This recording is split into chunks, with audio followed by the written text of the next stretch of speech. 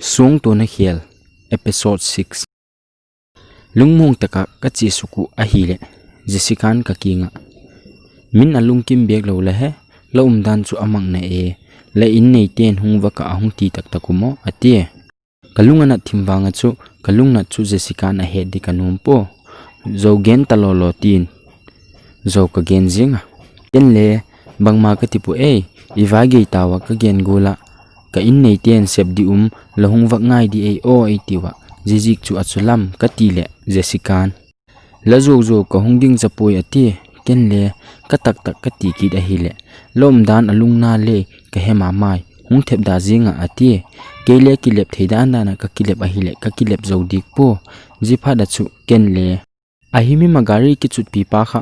ko mate ka dot jinga hile momoi tangwal paloi ti khalamati kenle nangle kuku dimati ka dot akha eti gel to momoi to aloi palati mil thep kati ahile jesikan kahung thep le hidi ahimo kenle ama hung dilam ge he lo pi ati kenle tile momoi loi pa inga ku momoi to laki hogu gu kha ahung dile he ri tai chumo kati ki da hile jesikan I bangtil he la ati kenle laki hogu ku lamai su akha ka he jing kati ahile jesikan nui kom komin lapil ne ele ati kenle kanui za talo jin eu chengli chok e hi loading lamu kha heleng hung lo hil ding ka hi kati ahile jesikan ngaidam momin ahung tie jipa da chu kenle khem ngaidam ki dot jen le angai po e kati ki ahile min ahimima momoi tangwal pa loi pa kha to ki tu bek lo hin law mo ati kenle kamule kamu pei pui amel mel khato ti gum dewa ka gen jing ahile jessica chu anuya hamu pe lo tuk tho ati kenle kamu pe ta lo jen ka ti ahile ole thun thu ilu tak tak mawin like kha alamekin la lanop ahile subscribe khale alamekin subscribe lame ka hi chun notification bell khale alamek bokin thun thu nop tak tak langai jing theina ding in jessican bangti la mu pe lo mo ati kenle kamu pe lo jik wa gending kati ahile kachung na dingu auto hung cheta jipa da chu auto hung ta chijing hi ti o ka ki ti gelu auto chunga kachung o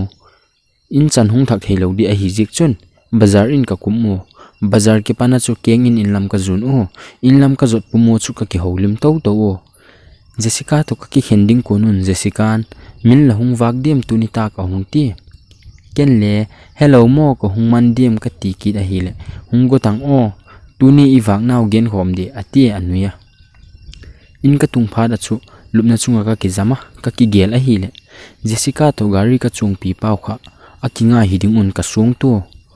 ajik chu ka gari chung pi pau in jessica abol dan ho ka mi nge ka music hiding a hi ka lungthim anom thei mong pu he chin ka noma tuni ta ki wak hen la jessica ki dong mai la phading ei ka kiti ahil la dot didan ka ngai tu a hile bangula dot ding adiem ka hemong mong pu chia jessica nang momoi tangwal pa loi pa kha to ki ngai mo ti direct dewa dot jing dei a ut ti mai he ka kiti ka ki gel a hile ka I mu khata ka thoki lama chu khu ala thimta da ke a hile zandak sagilam ala kita ke lekina kinin ka tho do ka bubel ka honga ka et a hile jingkala bungon ka nek jiga kha an ka but talo sampu ka an king hun khopoma ji phada chu ka sakhaw ka so ka hile ka sum zathum ka nei sun chu cheng khat le mang kim lawa kala ku jing na laya ka sum ka mat lo ji gi birthday ka mat nawa sum se ngai a hi po chule ka hung kilam o ka auto chung naw bahara ken ka pi good a hile jessican ken ka hung pui do ei ken ping ka atie ka pi gole a ut mong po mi pi la ka chu ka gen tamut po jessica chu ka pik sak jinga ka hung to lamu ka le pi kit good a hile ka pik zolo a hi khola athim ta ka gille akiel buka medila ka nei po jipa da chu ka sum nei sun chu choi in mi no dil ka vala kan nik zo chu ka lekha ka sima ka lekha sim zo in da gile ki mahita jessica te na chile loading ka sai kala a top pin chom cha din waki chi he o ka tin ka chia ahin mayu ka tungin Jessica te in sunga chu posalu sagit ka he ken le mak ka sathima hoita ka kangai a hi le mipil talu pau git wang ka he sampui kele ka waglu da hi le Jessica loinu momoi birthday manga ka chi u ka gari chungpi pau kha ala hi amel ka mu a hi le khamne a hi ka he theya Jessica chu ala chow chow jing dan a hi Jessica nei mu phadin a ki phalam ma jinga min ki chu tuile du e hung ti ken le I ka du pui la u la le te ka dot ngal jing a hi le kanu neu te na kanaw to bchi u kanu ten van ong thot u jichula chi ati ken le an zo ma te ka dot a hi le kami ho Jessica an e don hu man lo in pasal pa chun e hung don huwa ne in ne lo le labang dil ti mo e hung ti mok jinga ken le kalung thima chu zu kham a hi ke don hu da he ka ti thibbe ka uma Jessica chun jak chale ke suang lama ma in I ne zo a hung ti je zo a chun wang bangma ka dong ta pui kamu na nge in pasal pa chun Jessica chu bang ti hem in a huwa e chowlung nat gu hile akilom hi thildang again ho chu thu chu min tale momoi birthday manga ka chi niwa ke to Jessica ka chi wak ji ku ho chu lungkim lawa Jessica chu apur pura Jessica u je ka chi wak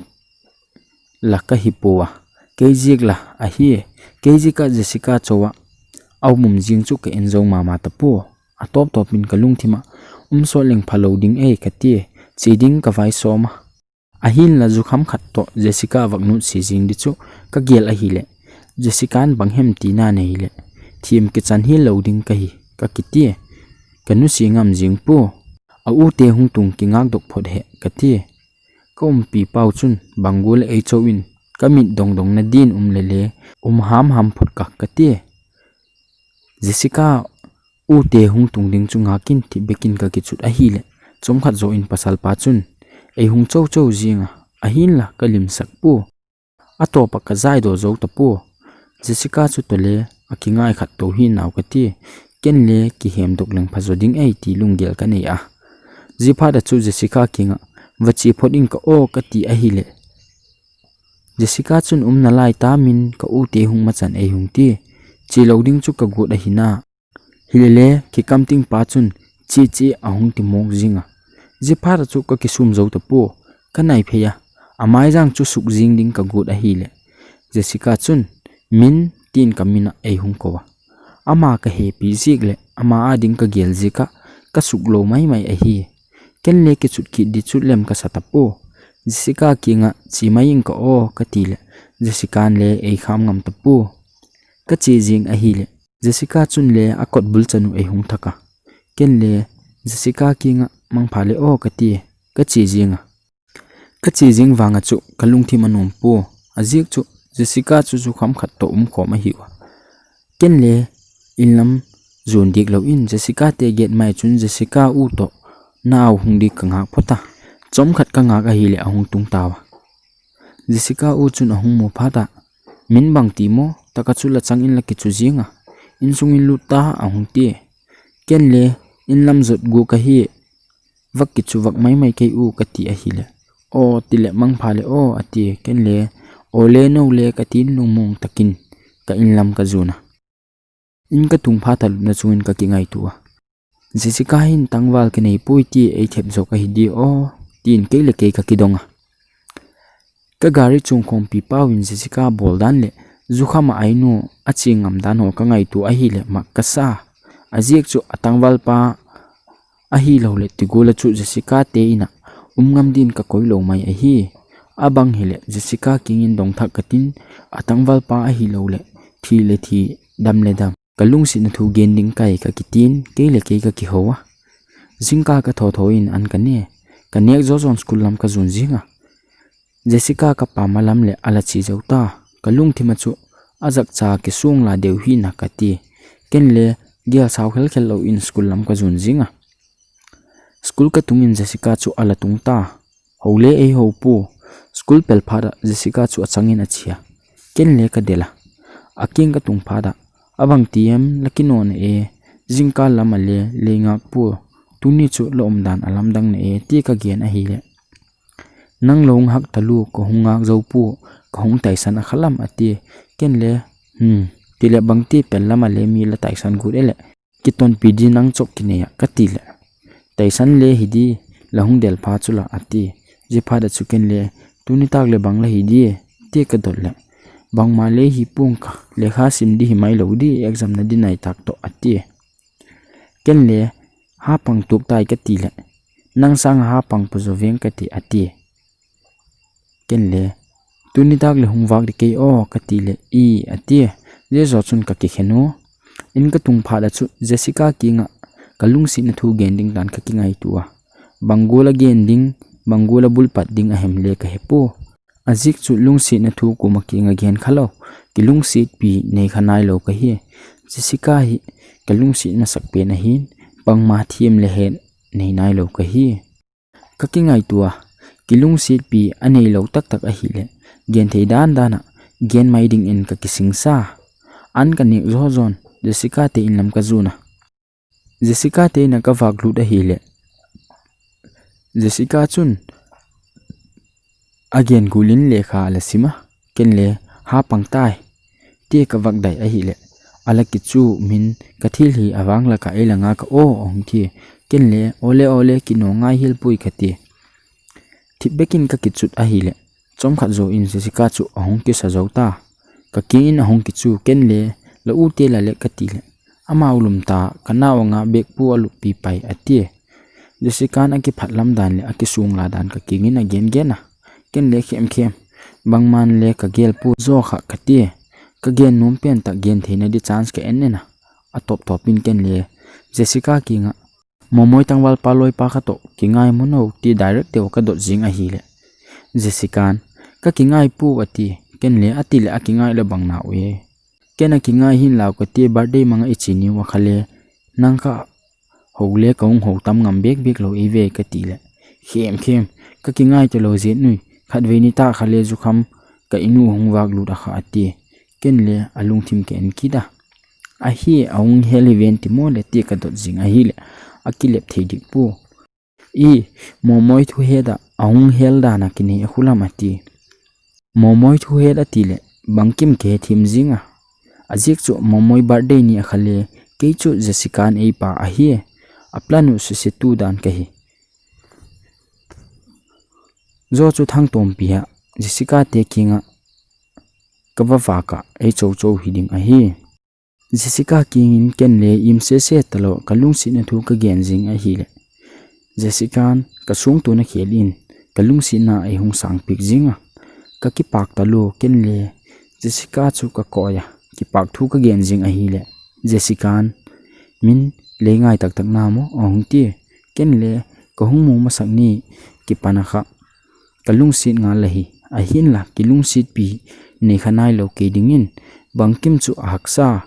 gen ngam lowa hun bangchan ahem kai mai tai a hin la kisum zo talowa tu ko hung gen hi katile Jessica ei koya ken le kalung sit lahi bangtik le kalung sit na lahi themin kalung sit hi leiti dim ti kangak jing lahi ei ti kabing ei chok pi ka ji zo chun ki pak takin in lam ka zun towa in ka tung in kalup na chunga lumin ki pak ta in ka ki gela a hi le ke hello kalin ka I mu ko ke het ki lamin khu ala wak ta ka tho do ka da ke da hi le da gi lam ala gita kina kenin ka kisa anne man lo in school lam ka zun ngal jinga Jessica lahung hak ne e bangti mo tho hak mo e hung ti ken le tho hemil kha ka ti le e nui sana kapaniu un kino takin school lam ka zun